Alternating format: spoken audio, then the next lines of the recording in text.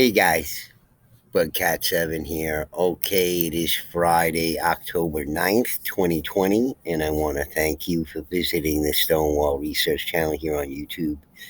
I really do appreciate it. All right, guys, well, we're going to continue with part two in my series looking into the accounts of the quote unquote giants or large hominids, as I like to call them, international. And in this video, I'm going to cover Bolivia, Chile, and Peru. It seems to be where the rest of the accounts don't appear to be any from Argentina or Brazil, strangely. Although, as I said, they might be have been reported in foreign press offices, but who's collating that data, wherever that is? And who knows? Maybe there are accounts, but we just don't know about them. In any case, let's take a look at these things because it's very interesting and maybe as you might expect. But the first one here in Peru is this Kahaushi or Kahaushi skull, Nazca, Peru. And all that Chris Leslie, who's the moderator of this website, Greater Ancestors, is saying is this person may have been a leader and builder of the Nazca lines. Kahaushi was the cultural center for the Nazca, located near the Rio Grande Nazca River. The Paracas occupied the central valleys of southern Peru from Chincha to Nazca. Chincha was the northernmost city in Paracas. So basically showing like one of these elongated Paracas skulls, which we're all familiar with from Brian Forster, for instance. But I did a video on my channel about elongated skulls. It's called Elongated Skulls, Lebanon to Korea, and it shows any number of elongated skulls from various places around the world. So evidently these elongated skull people were just about everywhere around the whole planet here. And was this, some questions to ask, was this a hybrid? Was this some other humanoid species? It's hard to say what it might be exactly, but it's interesting to think about those possibilities because evidently they occupied some area of the past and some maybe some strata of society with the quote unquote giants. I got it from Brian Forster directly because I asked him directly in one of his live videos in the chat when he was still talking to me. And, he told me that these, they were pretty tall, 6 foot and, more than 6 foot tall, which, is, he felt wasn't particularly unusual or whatever, but for the time period, it would be, as I've covered on the channel and related scientists to height and growth. That would be unusual, highly unusual, because it has to be explainable. Talking about people living in more advanced civilization by, Western standards and whatnot, who are, much smaller in stature than these people who are living in the wilderness and fending for themselves with wild animals and whatever, hunter gatherers, as they often say, which is baloney anyway. But you got agriculture going on at least 8,000 years ago with corn, and all the events leading up to corn, the development of corn must have taken hundreds, if not thousands, of years to even do it, like by trial and error, which is pretty much unbelievable. But in any case, I did this video, Elongated Skulls. If you haven't seen it, from Lebanon to Korea, we cover any number of countries and different areas around the globe where there are elongated skulls, and some very, very strange ones at that.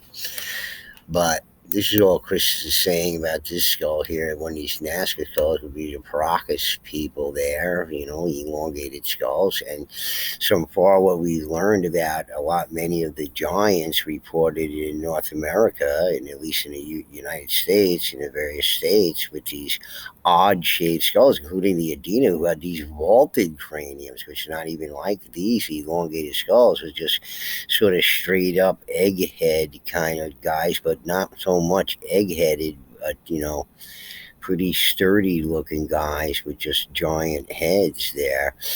And the other ones with horns and everything else, and seems like recessant horns in some cases, nubs and knobs on their heads. This is all getting into the fantastic, but this is what we heard. Okay, here's another one of these elongated skulls found in Peru. Mummy with a giant elongated skull found in Peru. A mummified humanoid human with a big, oddly shaped skull was found in Peru. The creature's head being almost as big as its body amazed anthropologists, who at first thought it was a deformed child, but then realized that the skull also has two large molars, which can only be found in adult humans. The archaeologists agreed. A mummified elongated skull found in Peru could finally prove the existence of a Nephilim child. Okay, so we're back to the Nephilim, and as I frequently say on this channel, let's not jump so far into that classification, because there seems to be a whole long story of the age of the giants before we even get to some remote notion that they might be descending angels or whatever. And what is called that of ancient peoples who saw things they only could describe in terms they could understand, but were more fantastic than that. Okay, like the cargo cult people during World War II, who had never seen an airplane in their lives. All of a sudden, these people are on their island with airplanes and all sorts of technological gadgets and whatnot. And these people were never exposed to it, right in the midst of World War II, which just goes to show you is that highly advanced societies can exist while the most extreme primitive societies could exist on the inhabited world, simultaneously. Okay, well, that's all that proved. This is what these UFO people often go, oh, see, this is proof of UFO. See, the people back then, this is why we find all these UFOs in art. And, but, no doubt about the existence of UFOs, but are they alien spacecraft with aliens inside? That's my problem with it, okay? I believe in UFOs, but I don't believe in spacecraft UFOs. Okay, we talk about this on other things on my channel. So, strangely shaped head, almost as big as its 50 centimeter, 20-inch body, has baffled anthropologists. It was one of two sets of remains found in the city of Andahuaylas in the southern province of Quispiscanchi. The skeletal sets were discovered by Renato de Villa Riquelme, who works for the Privado Ritos Andinos Museum in Cusco in southeastern Peru. He said that the eye cavities are far larger than normally seen in humans. There's a soft spot in the skull called an open fontanelle, which is a characteristic of children in their first year of life, yet the skull also has two large molars, only found in much older humans. De Villa Riquelme said 3 anthropologists from Spain and Russia arrived at the museum last week to investigate the findings and agreed it was not a human being and would conduct further studies. He added, although the assessment was superficial, it is obvious that its features do not correspond to any ethnic group in the world. This is when people go into aliens, and another huge logical leap of faith there. Okay, one thing at a time. Let's suppose it's all homegrown. There's no aliens or angels involved or people coming from the sky or whatever the heck it is. And even if it was, it'd be another civilization on the opposite side of the planet with flying machines and everything else. Okay, before we even get to aliens and angels and all that kind of stuff. You got to do all this other stuff in between, guys. It's not just one or the other. Okay. He added, although the assessment was obvious that its features do not correspond to any ethnic group in the world, the remains of an eyeball in the right socket will help determine its genetic DNA and clear up the controversy if it is human or not. The second mummy is incomplete and is only 30 centimeters, 12 inches. It lacks a face and seems to be wrapped in a layer as a placenta fetal position. Okay. It's worth mentioning that this is not the first skull of this kind ever found. The Star Child skull is another similar. That's Lloyd Pye, if you ever followed his work, the child skull, which has already been around for many, many years, but Lord Boy is not with us anymore. Although incomplete cranium discovered in Mexico. Okay, so visit Daily Mail UK to view the original article and watch a couple more photos. Is this an alien skull? Mystery of giant headed mummy found in Peru. While you read, I'll be taking photographs of my neighbor's abnormally large head and submitting them to UFO magazine. And Chris Leslie's making fun of it because he seems to think all this stuff is homegrown too. It has nothing to do with aliens or angels or any such thing. It's just, a different story of the past with different humanoids, including these elongated skull people who may have coexisted with the giants at one time, or who knows, or some sort of hybrid of, as there were apparently many. The Amira mummy, which possibly could be from Paracas. Garcilaso de la Vega tells us that the dead Incas were seated in a temple at Cuzco wearing their royal ornaments as if they were still alive. Their hands were crossed upon their breasts and their heads were bending slightly forward. A remarkable change took place in the ideas of man, and the dead, instead of being buried intact, were consumed by fire on the funeral pile. As it seems that most of the people of the past were, at least the ones that were, not done hastily, the people were. Here comes the train.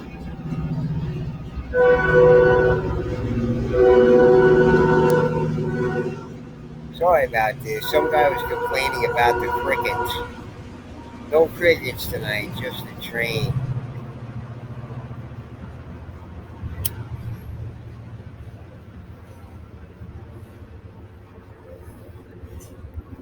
Part of it. I apologize, but it's always funny when the train goes by. So, anyways, most people were burned. Most of the dead were burned from these cultures, and only the royalty and the aristocracy were buried in mounds and in tombs, etc., etc. Everybody else was cremated. What can have been the origin of this custom? What race first practiced it? The Marquis de Supporter had indeed before suggested that the primitive races who were the contemporaries of the mammoth and the rhinoceros came originally from the polar regions, where the remains of luxuriant vegetation proved that climatic conditions prevailed in remote times of a very different character to those of present day. In those remote days, life, abundant life, similar to that now only found in the temperate countries farther south, flourished in those polar regions, so long supposed to have never been anything but lifeless deserts. The first obvious thing about this mummy is that it is macrocephalous, big head. There are two types of elongated skulls. One, truly elongated skulls from a variation, a race of humans with excessive age demonstrating longevity coupled with stunted growth. Like today, growth ends at a certain point in which the head continues to grow. You can find lots on this by author Jack Cuozzo. These people exhibit high neoteny in the head and facial region, a higher maturity above that of Aborigines, and just above the Neanderthals in that order. Take a good look at the thigh bone to spinal length. When I sit in this position, my knees not go this high. If my knees went that high, I would be 7 feet tall. Also, look at the length of the feet. They are too long. Overall, the proportions fit a basketball player. If any measurements of this mummy is found, please contact me. So, probably nobody measured it, and Chris never got his answer. He hasn't gotten his answer so far, but interesting what he's saying there about it. And it's another one of these elongated skulls, which don't seem to be artificially deformed. They seem to be born with these things. Punta Santa, Ana, Peru, giant bones, a set of human bones by some unusual features. Human teeth, weight of 430 grams, were found in Punta Santa Elena in Peru. Sorry, there isn't much information at this time. You are welcome to contribute and be credited for that information. So they found some human bones, which seem probably rather large, and we're never going to hear anything about them, most likely. From Peru. Okay. So Tiwanaku in Peru, enormous race of giants. This is from Omaha Daily Bee, 1914, chronicling America, historic American newspapers, Library of Congress.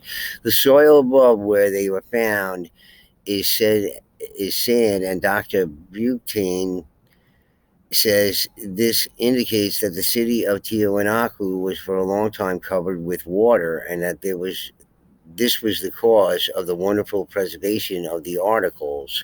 Among the discoveries,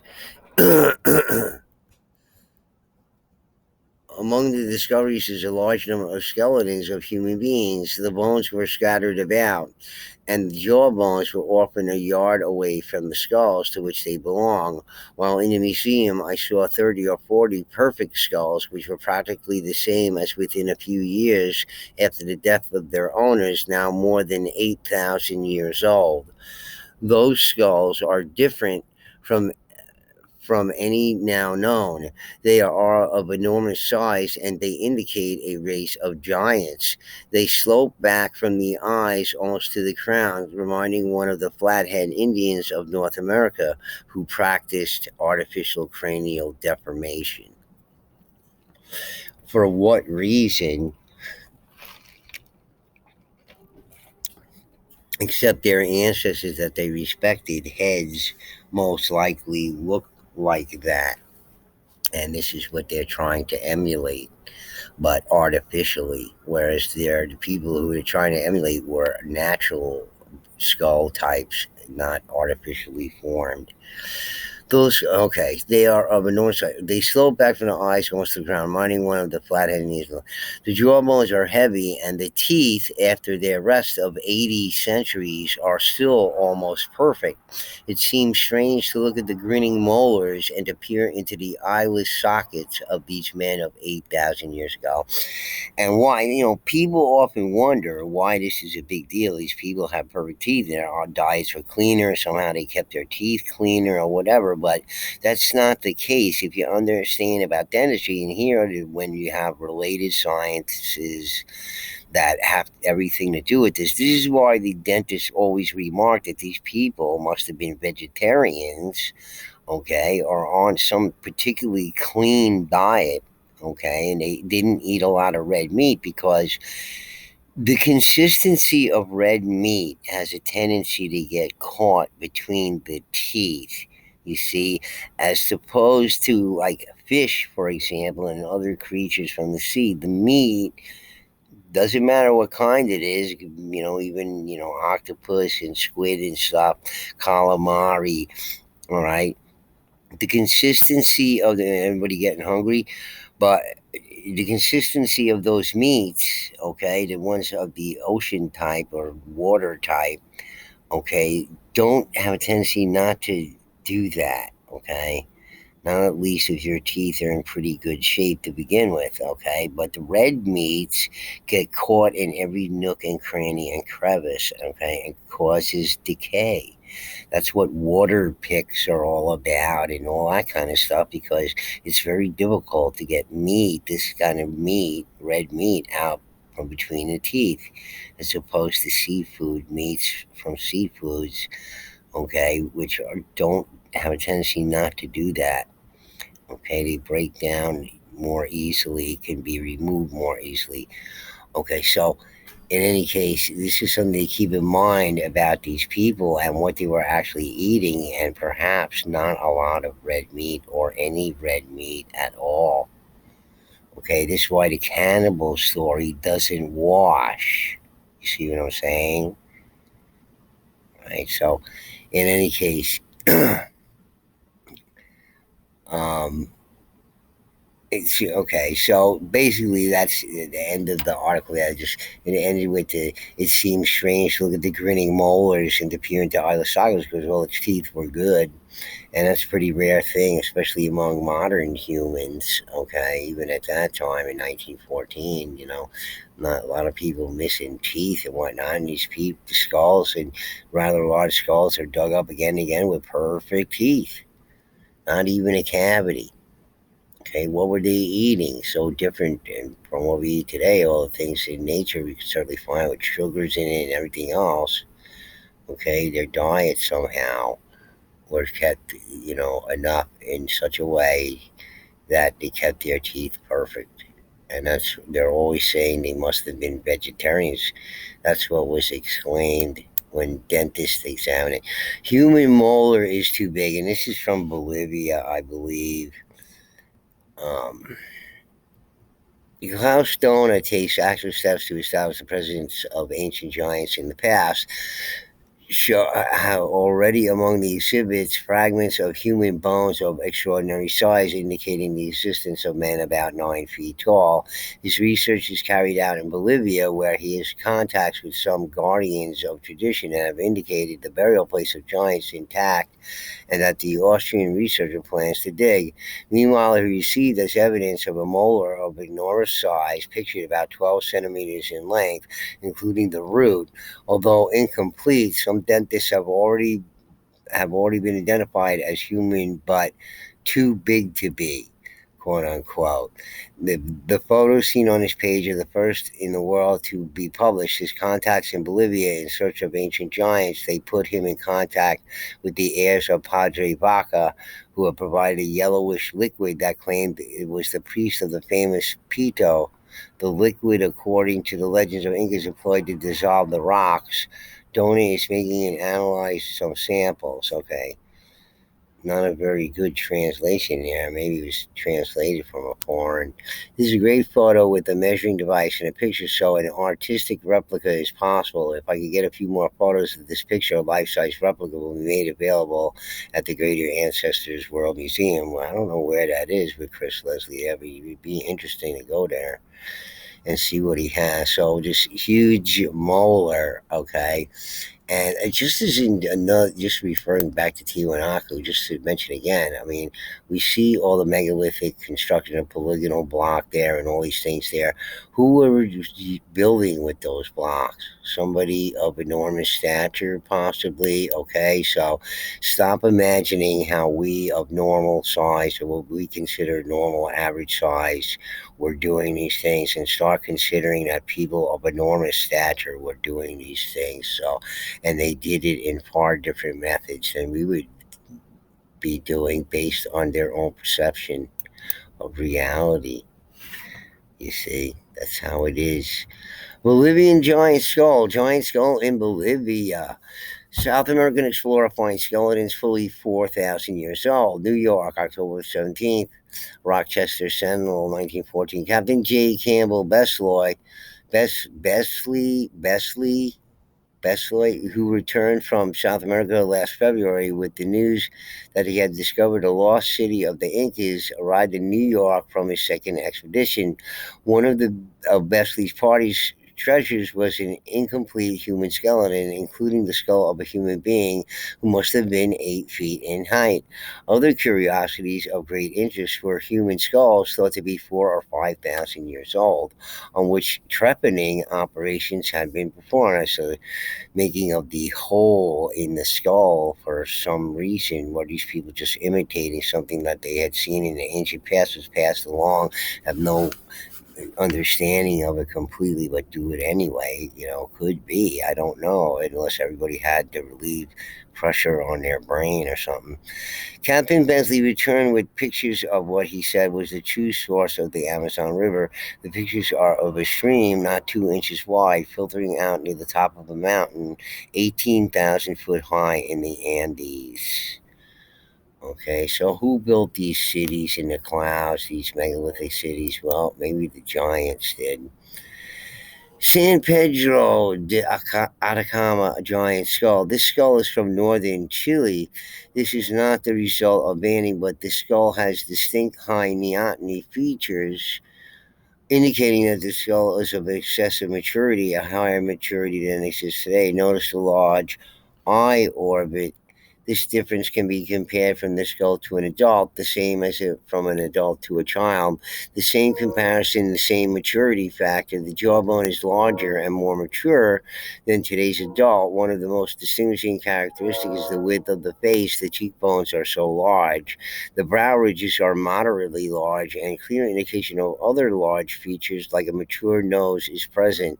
The facial characteristics mostly were similar to the Aborigines in these types of skulls.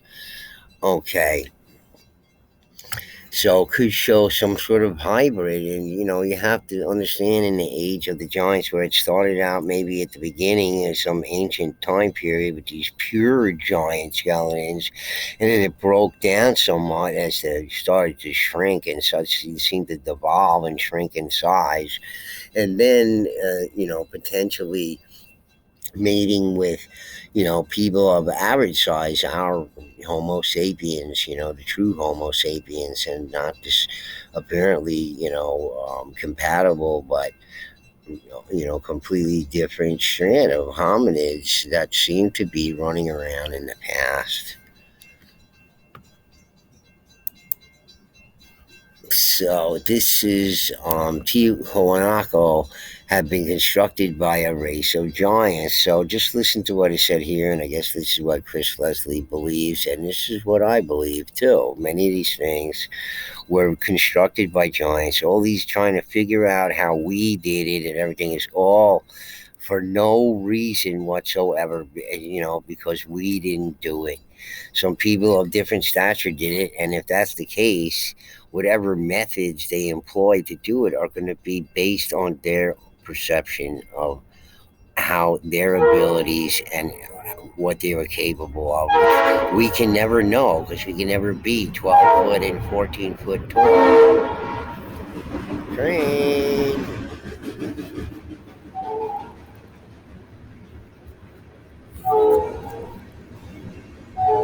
The giants of Tiwanaku, mammoth traces of ancient intelligence carved in stone and covering hundreds of square miles are found at Tiwanaku.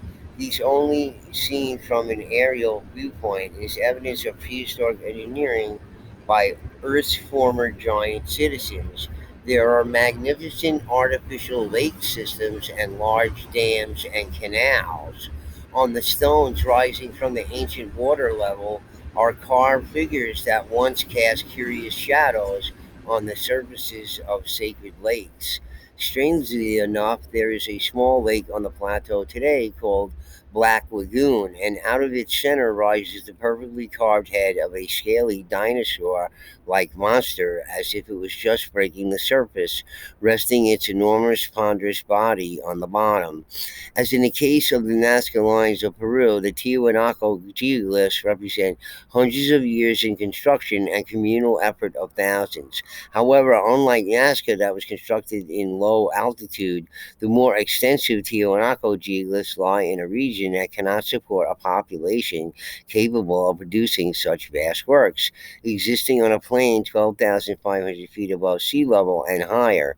Nevertheless, they saturate the countryside for hundreds of square miles, a fact that presents enormous architectural difficulties.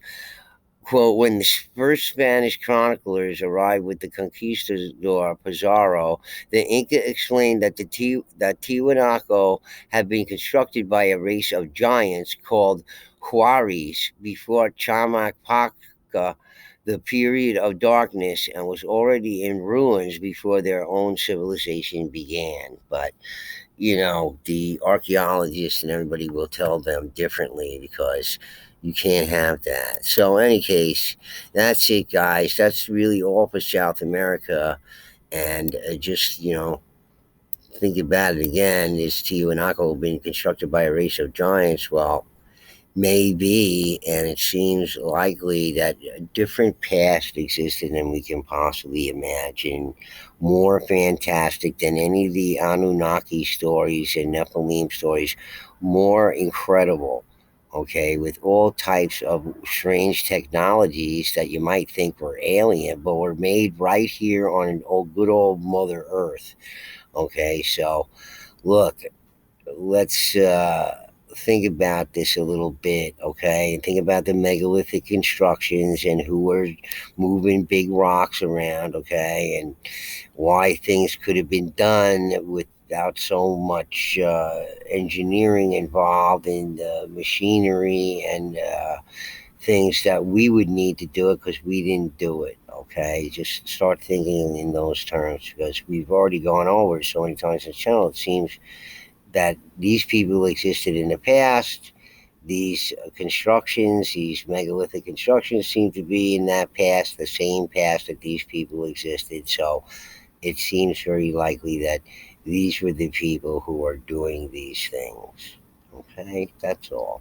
All right. So anyway, guys, that's it for the Americas. So I'm going to move out to the rest of the world. But as I said, I've already done a video on just the elongated skulls alone. Okay, and you can see many, many odd ones from around the world. It's just fascinating to look at some of these things. Some of these more pronounced. Look at these things over here. Are just different than the Paracas, but similar in many ways. But really, some very, very bizarre ones as well.